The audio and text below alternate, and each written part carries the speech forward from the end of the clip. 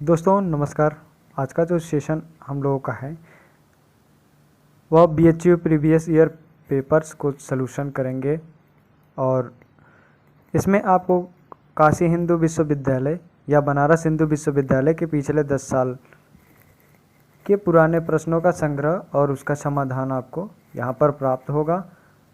जो लोग हमारे चैनल पर नए हैं वे हमारे चैनल को सब्सक्राइब कर लें और बेल आइकन को ज़रूर प्रेस करें, क्योंकि इसमें आपको करंट अफेयर की भी टॉपिक से क्वेश्चंस पुटअप होंगे और जो भी स्टूडेंट UPSSC पेट की तैयारी कर रहे हैं उनको टेस्ट सीरीज़ भी उपलब्ध होगा, जिसमें टेस्ट सीरीज़ आपको आसानी से समझ में आ जाएगा और उसके समाधान के लिए हम आपको आंसर भी बताएंगे और क्वेश्चन कैसे बताएंगे आपको किस प्रकार से करना है कोई भी एग्ज़ाम देना हो तो। चलिए तो हम लोग बढ़ते हैं अपने सेशन की तरफ।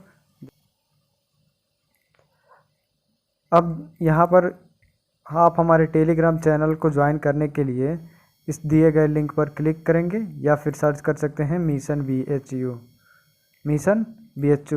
इसमें आपको प्रीवियस ईयर पेपर और नोट्स भी अवेलेबल होंगे। तो इसमें आपको सर्च क्या करना है, BHU मिशन, आप उस पर सर्च करेंगे टेलीग्राम पे तो आपको यहाँ से हमारी टेलीग्राम चैनल का लिंक मिल जाएगा ज्वाइन करने के लिए, या डिस्क्रिप्शन बॉक्स से आप ज्वाइन कर सकते हैं। चलिए, कल का जो प्रश्न था हमने आपसे पूछा था पिछले प्रश्न का उत्तर क्या होगा, तो उसमें मैंने पूछा था आपसे कि आम्रपाली जो पौधा है ड्वार्फ वैरायटी का, उसका प्रति हेक्टेयर पौधरोपण कितना होना चाहिए। तो आपने आंसर कुछ लोगों ने दिया था 1600, जिसमें 2 छात्रों ने अच्छे जवाब दिए थे और बहुत अच्छा लगा। 1600 प्लांट प्रति हेक्टेयर। चलिए, आज का जो क्वेश्चन है आपसे वह है ब्लॉसम इन ड्राट, कलिकाओं का सड़न रोग किस तत्व की कमी के कारण होता है और किस फल में लगता है। क्लियर? यह आपका कमेंट बॉक्स में इसका आंसर ज़रूर दीजिए। चलिए अपने सेशन की तरफ बढ़े। निम्न में से कौन ट्रैप क्रॉप की तरह उगाई जाती है। पहला ऑप्शन है भिंडी, दूसरा ऑप्शन है आलू, तीसरा ऑप्शन है ओनियन यानी प्याज और चौथा ऑप्शन है आपका ब्रिंजल बैगन। तो ट्रैप क्रॉप की तरह उगाई जाने वाली जो फसल है वह आपका है भिंडी, जिसको हम ओकरा के नाम से जानते हैं, ओकरा। अब यहाँ से क्वेश्चन आपको एक डिस्क्रिप्शन के रूप में बता दे रहे हैं। भिंडी में पाए जाने वाला तत्व एमाइलेज एवं म्यूसिलेज होता है। तो एमाइलेज और म्यूसिलेज को हम किस नाम से जानते हैं, तो आपसे पूछ दिया जाएगा क्या है, तो ये आपका एक प्रकार का एंजाइम है, एंजाइम आपका है। चलिए, और इसका बॉटैनिकल नेम आप कमेंट बॉक्स में ज़रूर पुटअप कीजिए। अब यहाँ से आलू से क्या क्वेश्चन आपका पूछा जा सकता है। आलू से क्वेश्चन आपका पूछा जा सकता है कि आलू में हरे रंग का कारण क्या होता है। तो आलू में आपका हरे रंग का कारण होता है सोलेनिन नामक तत्व पाया जाता है। अब यहाँ पर प्याज में लाल रंग का कारण और बैगन में बैगनी रंग का कारण, यह दोनों आपका क्वेश्चन सेम का है,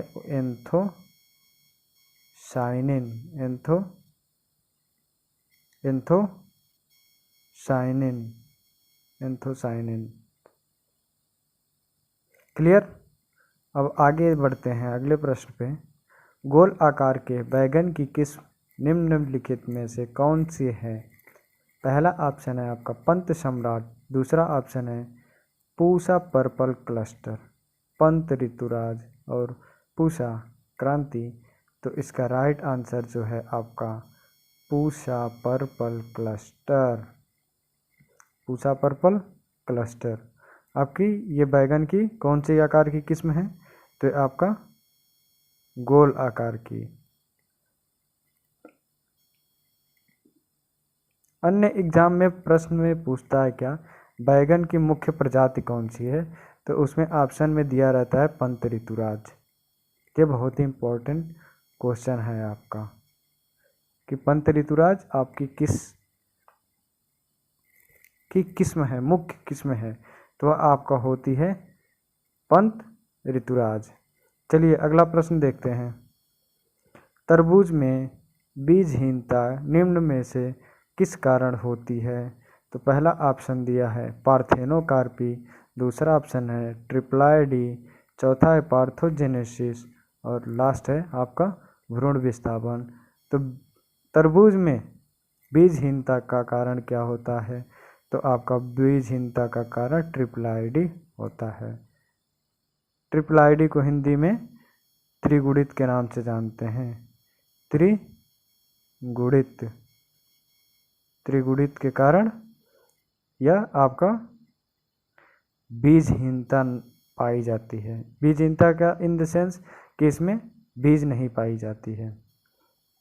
चलिए अगला प्रश्न है,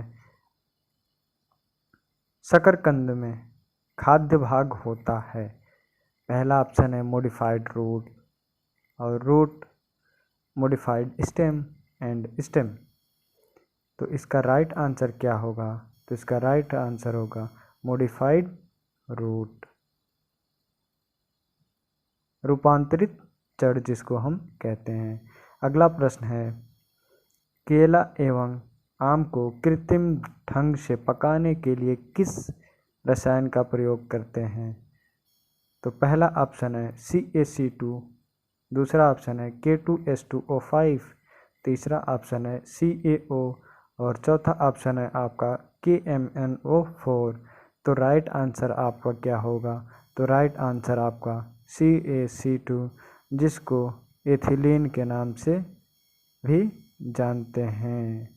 किस नाम से जानते हैं, तो एथिलीन। आपको एग्जाम में CaC2 ना देकर एथिलीन दे देगा या एथिलीन ना देकर के CaCO2 दे देगा, CaC2। चलिए अगला प्रश्न क्लियर हो गया। आलू की सिंचाई में सबसे नाजुक अवस्था कौन सी होती है, critical stage of irrigation in potato, tuber formation, stolon formation, 25% tuber formation and 50% tuber formation. तो राइट आंसर इसका आपका क्या होगा, तो राइट आंसर होगा ट्यूबर फॉर्मेशन। क्लियर। अगला प्रश्न देखते हैं, फिल्लोडी तिल की भयंकर बीमारी है जो कि निम्न कारण से होती है। एग्जाम में, अन्य एग्जाम में या यूपी कैडेट में आपका किस प्रकार से प्रश्न पूछता है, फिल्लोडी किस फसल की भयंकर बीमारी है, तो आपका होगा इसका राइट आंसर तिल।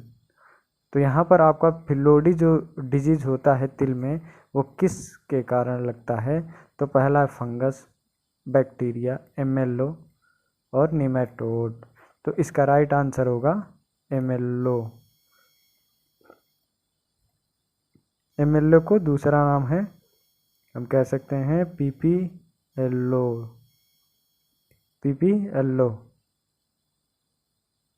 प्लूरोन्यूमोनिया like organism. Clear. Next question देखते हैं, सोमैटिक संकरीकरण से बायो तकनीक द्वारा विकसित सरसों की प्रथम किस्म है। यहाँ बायोटेक्नोलॉजी की बात कर रहा है। तो पहला ऑप्शन है पूसा जय किसान, पूसा कल्याणी, M18। तो इसका राइट आंसर है पूसा जय किसान। अब कमेंट सेक्शन में आप ये बताएंगे कि पूसा जय किसान किस वैज्ञानिक के द्वारा डेवलप किया गया है। पूसा जो वैरायटी है आपकी कहाँ से निकलती है, तो पूसा वर्ड आपका जब भी आ जाए तो आप ये आंख बंद करके टिक क्या मारेंगे, IARI आपका कहाँ स्थित है, नई दिल्ली में। IARI की स्थापना कब हुई थी, 1905 में। क्लियर।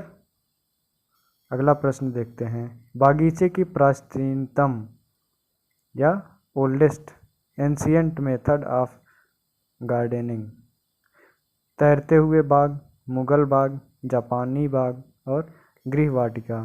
तो राइट आंसर इसका क्या होगा? सबसे प्राचीनतम मुगल बाग है। क्लियर? अगला सेशन देखते हैं, मार्कोनी गेहूं का वानस्पतिक नाम है। पहला ऑप्शन है triticum dicoccum, triticum monococcum, triticum aestivum और चौथा है आपका ट्रिटिकम ड्यूरम। तो इसका राइट आंसर क्या होगा? इसका राइट आंसर होगा ट्रिटिकम ड्यूरम। ये किसका नाम है? मार्कोनी व्हीट का। क्लियर? अगला प्रश्न देखते हैं, कपास के रेशे की परिपक्वता किस के द्वारा मापी जाती है? पहला ऑप्शन है बैरोमीटर, दूसरा ऑप्शन है एरिलोमीटर, तीसरा ऑप्शन है हाइड्रोमीटर, चौथा ऑप्शन है एनीमोमीटर।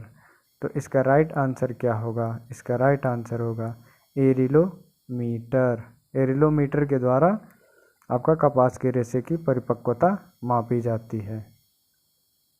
क्लियर? अगला प्रश्न देखते हैं, ट्रिटिकेल बहुत ही इंपॉर्टेंट और वायरल पॉपुलर क्वेश्चन है आपका, ट्रिटिकेल एग्रीकल्चर के ध्येय से। ट्रिटिकेल यूपी कैटेट में कई बार पूछा जा चुका है, जब जब पेपर मेरठ ने बनाया है तब तक ट्रिटिकेल पूछा गया है, ये अनिवार्य है।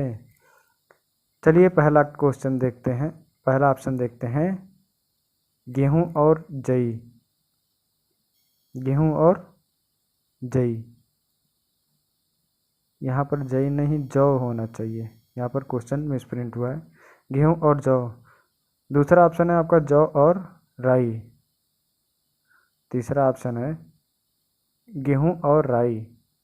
चौथा ऑप्शन है गेहूं और जई। क्लियर? तो इसका राइट आंसर जो होगा ट्रिटिकेल का व्हीट इंटू राई, व्हीट इंटू राई। क्लियर? अब ट्रिटिकेल की क्रॉस किस वैज्ञानिक ने कराया था? तो जापान के वैज्ञानिक रिम्पू ने इसको तैयार किया था। अब आप कमेंट बॉक्स में क्वेश्चन आपसे ये पूछा जाएगा कि ये किस सन में या कब कराया था इसका क्रॉस? तो इसका कमेंट बॉक्स में आप आंसर दीजिए। अवस्था को तोड़ने के लिए आपकी किसकी ज़रूरत पड़ती है? तो आपको जिब्रेलिन की आवश्यकता पड़ती है। जिब्रेलिन को शॉर्टकट में GA3 के नाम से जाना जाता है। ये किसके लिए? डार्मेंसी को तोड़ने के लिए अत्यधिक प्रभावशाली रासायनिक तत्व है।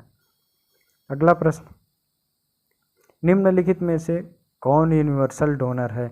ये तो इसका आंसर तो मैं कभी नहीं बताऊंगा, इसका आंसर तो आप कमेंट बॉक्स में ज़रूर दीजिए, क्योंकि ये बहुत ही अच्छा और पॉपुलर क्वेश्चन है, ये प्रत्येक व्यक्ति को, प्रत्येक छात्र को आता होगा। तो हम आपको यहाँ पर बता दें कि यूनिवर्सल डोनर की बात कर रहा है, कौन सा ऐसा ब्लड ग्रुप है जो सभी को दे सकता है, किसी भी ब्लड ग्रुप को, और कौन सा ऐसा है जो यूनिवर्सल रिसीवर है? यूनिवर्सल रिसीवर आपका जो है AB है, ये सर्वग्राही है। और सर्वदाता इसमें रक्त समूह कौन सा है? ये आप कमेंट बॉक्स में बताइए। अगला प्रश्न है, शरीर की मास्टर ग्रंथि है, शरीर की मास्टर ग्रंथि कौन सी है? तो पहला ऑप्शन है यकृत, पैनक्रियाज, पिट्यूटरी और थायराइड ग्रंथि। तो इसका राइट आंसर क्या होगा? तो इसका राइट आंसर है आपका पिट्यूटरी ग्लैंड। पिट्यूटरी ग्रंथि आपकी शरीर की मास्टर ग्रंथि है, मास्टर ग्रंथि। क्लियर? अब अगला प्रश्न देखते हैं, पॉलीप्लाइडी ज़्यादा होती है? पहला ऑप्शन एनीलिडा में, दूसरा ऑप्शन पक्षी में, तीसरा ऑप्शन पौधों में और चौथा स्तनधारियों में। तो इसका राइट आंसर होता है आपका पौधों में, इन प्लांट। प्लांट के बाद आपका तब जा कर के एनिमल्स में होता है। क्लियर। अगला प्रश्न देखते हैं। धान उगाने की डेपोक विधि में रोपाई के लिए पौध तैयार हो जाती है, कितने दिनों में तैयार हो जाती है? पहला ऑप्शन है 12 डेज, 15 डेज, 21 डेज, 13 डेज। तो आपकी कितने दिन में धान की पौध नर्सरी तैयार हो जाती है? तो आपका 12 दिन में तैयार हो जाती है, वो भी किस डेपोग मेथड में? डेपोग मेथड में। चलिए अगला प्रश्न देखते हैं। मक्के की प्रोटीन को किस नाम से जाना जाता है या क्या कहते हैं? तो पहला ऑप्शन है ओराइजिन, जीन, ग्लूटीन और एल्ब्यूमिन। तो इसका राइट आंसर क्या होगा? इसका राइट आंसर होगा जीन, जिसको हम शॉर्ट में लिखते हैं ZEIN, जीन। ओराइजिन आपका किस में पाया जाता है? तो ओराइजिन आपका धान में पाया जाता है, ओराइजिन प्रोटीन। ग्लूटीन प्रोटीन आपका किस में पाया जाता है? तो ग्लूटीन प्रोटीन आपका पाया जाता है व्हीट में, व्हीट में यानी गेहूं में पाया जाता है। और धान का वानस्पतिक नाम क्या है? ओराइजस सटाइवा। व्हीट का आप कमेंट बॉक्स में ज़रूर बोटानिकल नेम बताइए और मक्के का ज़रूर बताइए, दोनों का। अगला प्रश्न, इस अकॉर्डिंग टू ऑप्शन तो होगा आपका 1700 LPM। क्लियर। जबकि आप यदि गूगल पर सर्च करेंगे तो आपको देगा 16.99 LPM। क्लियर।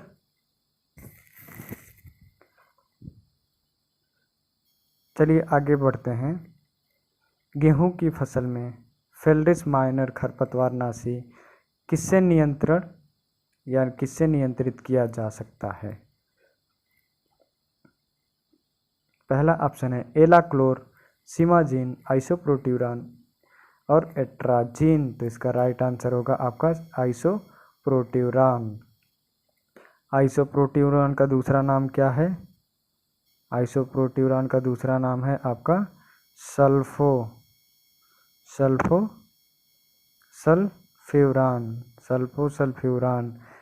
अब लेटेस्ट में नेम आपका इसका आ गया है क्या? मेटासल्फ्यूरान इसका नेम चेंज होकर आ गया है। क्लियर। अब अगला प्रश्न देखते हैं। निम्नलिखित में से कौन सी फसल अधिक पानी या अधिक जल चाहने वाली है? तो पहला ऑप्शन है आपका धान, गेहूं, मक्का और गन्ना। तो इसका राइट आंसर क्या होगा भैया? इसका राइट आंसर होगा गन्ना, शुगर केन। शुगर केन में आप ब्रिक्स परसेंट बताइए कितना होता है? तो आपका 14 से 16% इसका ब्रिक्स परसेंट होता है गन्ने में। क्लियर। नेक्स्ट क्वेश्चन देखते हैं। धान में चावल का प्रतिशत मात्रा होता है? पहला ऑप्शन है 60%, 65%, 16% और 54%। तो धान में आपका चावल का प्रतिशत कितना होता है? तो आपका 65% होता है, जबकि बुकों में आपको 66% मिलेगा। ये ऑब्जेक्टिव के अकॉर्डिंग 65% होगा। अगला प्रश्न देखते हैं। संकर मक्का की बीज दर कितनी होती है? पहला ऑप्शन है 10 से 15 किलोग्राम प्रति हेक्टेयर, 20 से 25 किलोग्राम प्रति हेक्टेयर, 35 से 40 किलोग्राम प्रति हेक्टेयर, 40 से 45 किलोग्राम प्रति हेक्टेयर। तो इसका राइट आंसर होगा जो आपका 20 से 25 किलोग्राम प्रति हेक्टेयर। जबकि 10 से 15 आपका किसका है? संकुल मक्का की बीज दर है। संकुल मक्का की बीज दर आपका 10 से 15 किलोग्राम प्रति हेक्टेयर, जिसको हम कंपोजिट के नाम से जानते हैं। कंपोजिट मेज। नेक्स्ट, मुर्रा भैंस का रंग किस कलर का होता है? बहुत ही अच्छा क्वेश्चन और वाइलर क्वेश्चन है आपका। पहला ऑप्शन है तांबे जैसा, हल्का पीला, गहरा काला और भूरा ब्राउन। तो इसका राइट आंसर क्या होगा? इसका राइट आंसर होगा ब्लैक जेट।